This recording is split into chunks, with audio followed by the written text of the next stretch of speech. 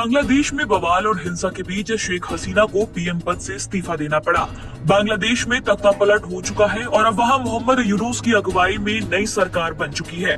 बांग्लादेश में सोमवार की सुबह सब कुछ अचानक से बदल गया। आरक्षण विरोधी आंदोलन की आग ने शेख हसीना की सरकार का तख्ता पलट कर दिया। इसके बाद शेख हसीना को भागकर भारत में शरण लेनी पड़ी। शेख हसीना फिलहाल भारत में रह रही है। वो पूरी सुरक्षा के बीच भारत में एक सेफ हाउस में रह रही है। इस बीच रूस को लेकर एक चौंकाने वाली जानकारी सामने आई है।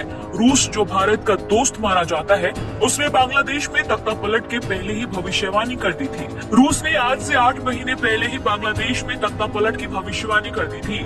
उस समय किसी ने भी रूस के इन आरोपों को गंभीरता से नहीं लिया था, लेकिन आज रूस का किया गया दावा सच साबित हो चुका है। उस समय रूस की ओर से विदेश मंत्रालय की प्रवक्ता मारिया जखारोवा ने अमेरिका पर बांग्लादेश को अस्थिर करने की योजना बनाने का आरोप लगाया था।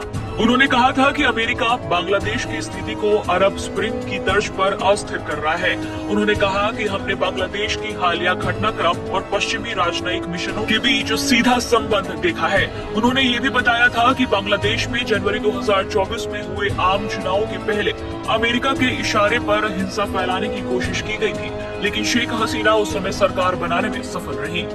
मारिया जखारोवा ने जनवरी में हुए बांग्लादेश के आम चुनावों से पहले कहा था, अगर लोगों की इच्छा के परिणाम अमेरिका के लिए संतोषजनक नहीं होता है, तो वो आगे भी बांग्लादेश में स्थिति को अरब स्प्रिंग की तर्ज पर और अस्थिर करने का प्रयास कर सकते हैं। रूसी प्रवक्ता ने कहा था, 12 से 13 दिसंबर 2023 को बांग्लादेश में चुनाव के ठीक पहले कई इलाकों में मौजूदा सरकार के विरोधियों ने सड़क पर ट्रैफिक को जाम कर दिया, बसों को जला दिया और पुलिस के साथ झड़प की। हम इन घटनाओं और ढाका में पश्चिमी राजनयिक मिशनों की भड़काऊ गतिविधि के बीच सीधा संबंध देखते हैं, विशेष रूप से अमेरिकी राजदूत पीहास, जिसके बारे में हमने 22 नवंबर को ब्रीफिंग में पहले ही चर्चा की थी।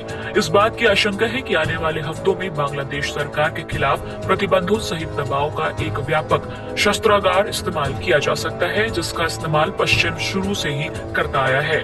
रूस ने 8 महीने पहले ही बांग्लादेश में बवाल को लेकर आगाह कर दिया था, लेकिन उस समय किसी ने रूस की इस बात पर ध्यान नहीं दिया था।